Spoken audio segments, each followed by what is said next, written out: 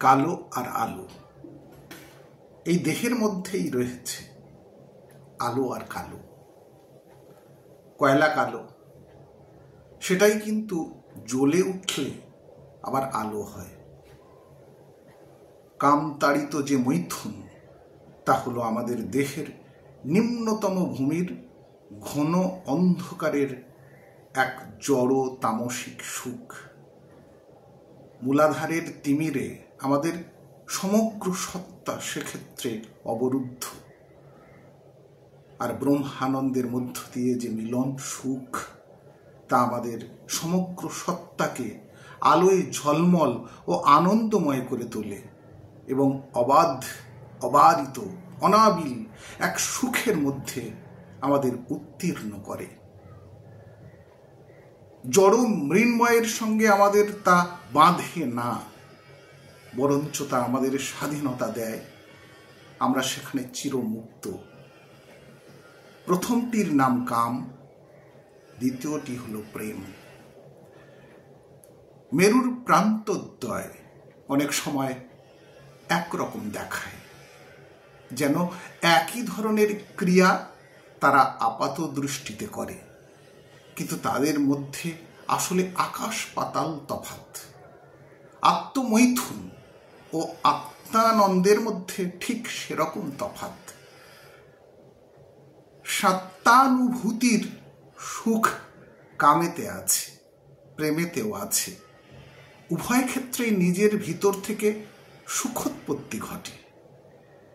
তবে একটি গোষ্পদে কাকো স্নান, আরেকটি মহাসাগরের পরিপূর্ণ অবগাহন। একটি আমাকে সংকুচিত করে ক্ষয়িষ্ণু করে তোলে, আর একটি আমাকে সম্প্রসারিত করে নিত্য বর্ধিষ্ণু করে। একটিতে নিজ দেহে বা নারী বিশেষেই সমস্ত শক্তি নিঃশেষিত হয়, অপরপক্ষে এই সুখানুভূতি সর্বঘটে বিশ্বাধারে পরিব্যাপ্ত হয়ে ছড়িয়ে পড়ে। আনন্দের রস সম্ভোগ সেখানে কোটি গুণিত। নিজ দেহ বা নারী দেহ ছাড়িয়ে বিশ্বলিঙ্গনকারী সেই প্রেম, বিশ্বলিঙ্গনকারী সেই প্রেম।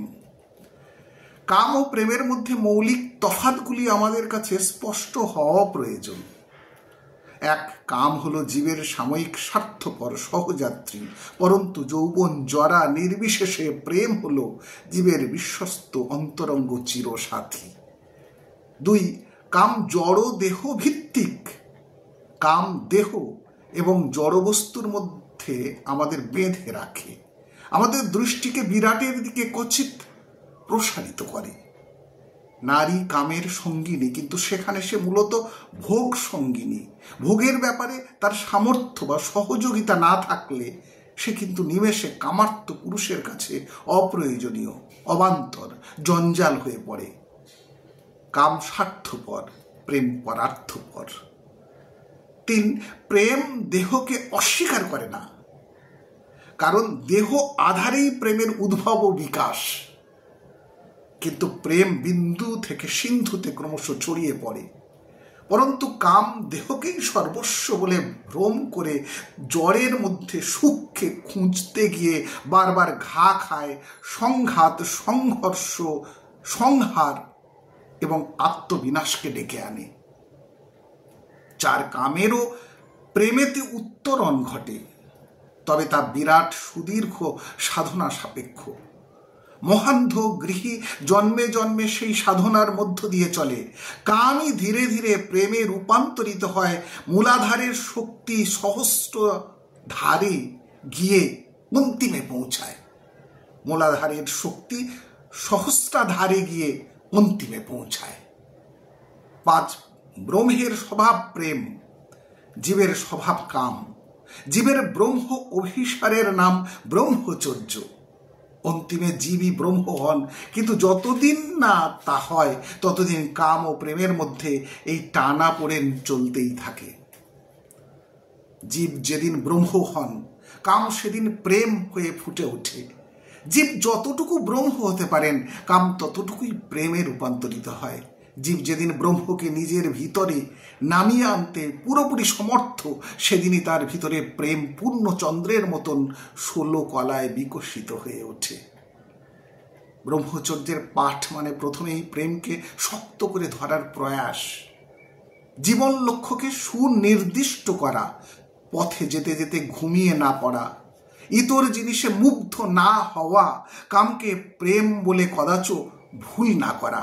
ব্রহ্মচর্যের মধ্যে দেহ সুখ বঞ্চনার একটি প্রয়াস। এই কারণে এই সুখটিকে বাদ না দিলে শক্তির অন্তর্ঘাত বা অ্যাটমিক ফিশন শুরু হয় না। ওই বঞ্চনাকে মূলধন করে মানুষ বিরাট প্রাপ্তির অধিকারী হয়। ওই একটি খোঁচা তার জৈব পশু সত্তাকে তাড়িত করে তাকে দৈব সত্তার দিকে প্রসারিত করে। এই দেহের মধ্যেই সমাধির মাধ্যমে জড় সুখের সানন্দ রস সে পান করে। আমি এই সুখ ছেড়েছি, সে কি কম লোভে? তাকে পাবো বলেই না আমার এই দেহ সুখ ত্যাগের তপস্যা। কিছু না দিলে কিছু পাওয়া যায় না, অনেক দিলে অনেক মেলে। মনি দিলেই পরম মাণিক্যের সন্ধান মেলে। ব্রহ্মচর্যের মধ্য দিয়ে যে প্রেম, তা অবাধ, অবারিত ও অনাবিল। সকলকেই সমভাবে সেই প্রেম আলিঙ্গন করে, সকলকেই সমানভাবে বুকে টেনে নিয়ে জড়িয়ে ধরে, উচ্চ নীচ, স্ত্রী পুরুষ, শত্রু মিত্র নির্বিশেষে। অব্রহ্মচর্যের যে প্রেম বা আকর্ষণ, তা নির্দিষ্ট পাত্রের সংকীর্ণ গণ্ডির মধ্যেই সীমিত থাকে। অব্রহ্মচর্যের প্রকোপে তা উত্তরোত্তর ক্ষয়িষ্ণু হয়, বর্ধিষ্ণু হয় না। অর্থাৎ সেই তথাকথিত প্রেমের ক্ষেত্রের বিস্তার ঘটে না, সংকোচন ঘটে এবং ক্রমে সেই জিনিস আত্মসুখ সর্বস্ব হয়ে দাঁড়ায় এবং পরিশেষে ব্যক্তিকে আত্মঘাতী করে তোলে। অব্রহ্মচর্য নিজ স্ত্রীর প্রতি ভালোবাসা থেকে সাধারণ সন্তান বাৎসল্যেই উত্তীর্ণ হতে সহজে পারে না। নিজ স্ত্রীর প্রতি ভালোবাসাও অসংযমী ক্রমশ হারিয়ে ফেলে। প্রেম থেকে কাম, কাম থেকে একেবারে নিরেট জ্বরে এসে সেই আকর্ষণ দাঁড়ায়। দুশ্চর তপস্যা ব্যতিরেকে সেই আকর্ষণ মৃন্ময়ের অন্ধকার গহ্বরেই হারিয়ে যায়। চিন্ময়ের দিব্য আলোক উদ্ভাসে আকাশময় ছড়িয়ে পড়ে না।